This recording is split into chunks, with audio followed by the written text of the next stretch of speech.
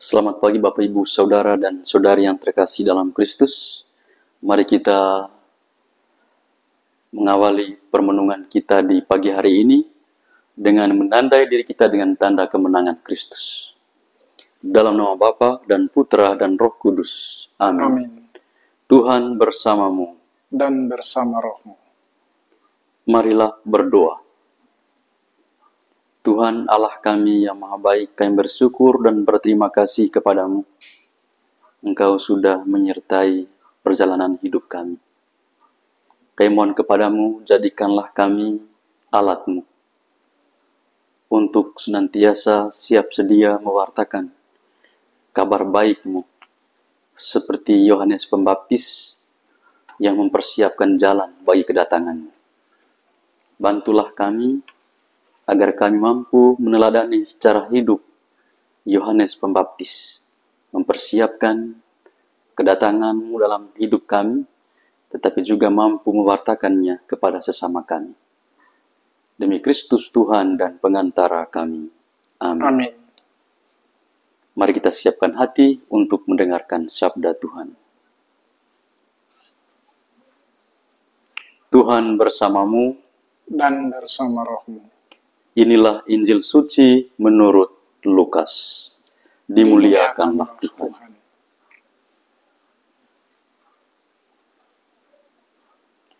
Pada waktu itu, tibalah saatnya bagi Elisabet untuk bersalin, dan ia pun melahirkan seorang anak laki-laki. Ketika para tetangga serta sanak saudaranya mendengar bahwa Tuhan telah menunjukkan rahmat-Nya yang begitu besar kepada Elisabet, bersukacitalah mereka bersama-sama dengan dia. Lalu datanglah mereka pada hari yang ke-8 untuk menyunatkan anak itu, dan mereka hendak menamai dia Sakaria menurut nama bapaknya.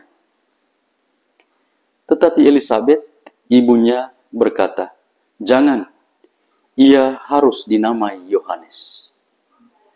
Kata mereka kepadanya, "Tidak ada di antara sanak saudaramu yang bernama demikian." Lalu mereka memberi isyarat kepada Sakaria untuk bertanya, nama apa yang hendak ia berikan kepada anak itu. Sakaria meminta batu tulis, lalu menuliskan kata-kata ini. Namanya adalah Yohanes. Mereka pun heran semuanya. Seketika itu juga terbukalah mulut Sakaria, dan terlepaslah lidahnya, lalu ia berbicara dan memuji Allah. Lalu ketakutanlah semua orang yang tinggal di sekitarnya.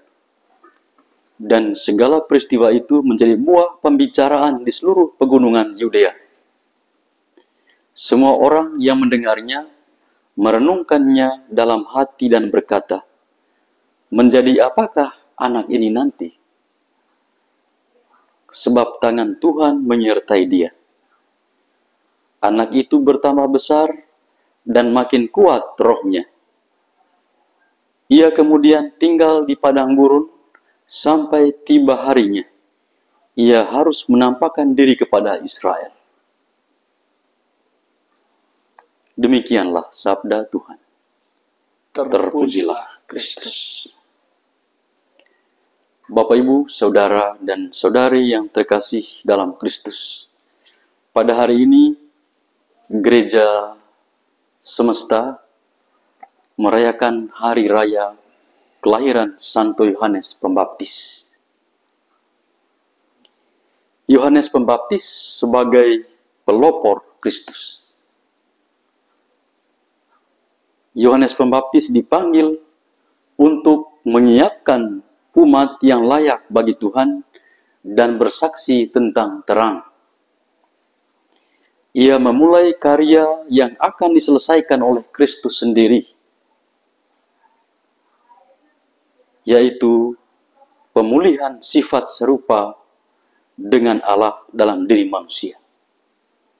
Yohanes Pembaptis hadir untuk mempersiapkan jalan bagi kedatangan Tuhan Yesus.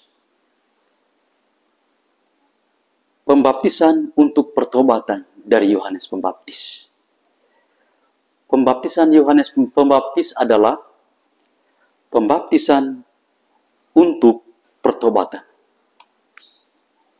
Sedangkan pembaptisan dalam air dan Roh Kudus akan menghasilkan kelahiran baru, akan membaharui iman kita akan Kristus. Karena itu, kitab Nabi Yesaya berbicara tentang panggilan untuk menjadi terang bagi bangsa-bangsa dan keselamatan yang datang dari Allah. Karena itu, Bapak Ibu, saudara dan saudari yang terkasih dalam Kristus, kita mesti meneladan cara hidup dari Santo Yohanes Pembaptis. Kita harus mempersiapkan hati kita, mempersiapkan diri kita, menanggalkan segala keegoisan kita, dan menyiapkan diri untuk kedatangan Tuhan, dan siap sedia untuk pergi mewartakan kabar sukacita Tuhan kepada semua orang. Tujuannya adalah untuk menyelamatkan banyak jiwa-jiwa. Itulah yang menjadi misi utama dari kedatangan Tuhan, untuk mengangkat kembali jiwa-jiwa yang jauh darinya.